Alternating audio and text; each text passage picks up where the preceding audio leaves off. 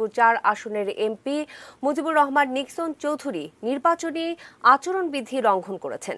প্রয়োজনে তার বিরুদ্ধে মামলা করা হবে বলে জানিয়েছেন প্রধান নির্বাচন কমিশনার KM নুরুল হুদা।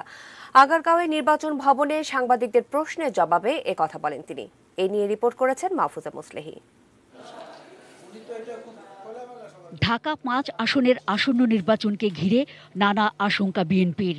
সুষ্ঠু নির্বাচনের দাবিতে বিএনপির একটি প্রতিনিধি দল ইসির সঙ্গে বৈঠকে বসে নিরপেক্ষ নির্বাচনের দাবি জানান তারা। আওয়ামী লীগের প্রার্থী এখনো মোটর শোভাযাত্রা করছেন। আওয়ামী লীগের প্রার্থীর এখন পর্যন্ত রঙিন পোস্টারগুলো ব্যানারগুলো রাস্তায় ঝুলছে। যেখানে খুশি সেখানে আমাদের নেতাকর্মীদেরকে হয়রানি করা হচ্ছে, হুমকি দেওয়া হচ্ছে, এজেন্টদের বাড়ি বাড়ি গিয়ে ধমকানো হচ্ছে। এই জন্য নির্বাচনের দিন ঠিক নির্বাচনটা যখন শুরু হয় মোবাইল ম্যাজিস্ট্রেট এবং আইনশৃঙ্খলা রক্ষাকারী বাহিনীর যারা থাকেন তাদেরকে যেন ওনারা একটু প্রোঅ্যাক্টিভ হতে বলেন ঠিক ওই সময়টায়, যাতে আমাদের এজেন্টরা গিয়ে অন্তত ভেতরে বসতে পারে।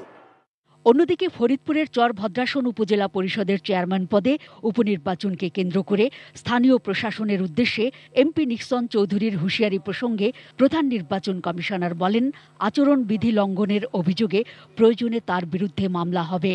নির্বাচন পরিচালনার সময় একজন মাননীয় সংসদ সদস্য সেটা কাম্য না, এটা আচরণবিধি ভঙ্গ করেছে। যেভাবে আইনের বিধান আছে সেই অনুসারে তার বিরুদ্ধে আমরা অ্যাকশন নেব এবং এখানে ব্যক্তি কি এটা আমাদের কাছে মোটেই বিবেচ্য বিষয় নয়, মাত্র তিনি অপরাধী, আইন ভঙ্গ করেছেন, সেভাবে যেটা করার দরকার সেটা অবশ্যই করবো। দেখি যদি মামলা করার হয় মামলাই করবো।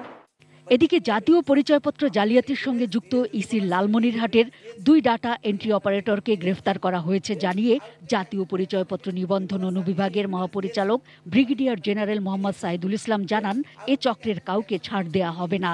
কোনো কর্মকর্তা কর্মচারী যদি এই এনআইডি জালিয়াতি অথবা এর সাথে সম্পৃক্ত অথবা সহযোগিতা করে, শুধু চাকরিচ্যুত নয়, এখন আমরা তাদের বিরুদ্ধে মামলা পরিচালনা করব।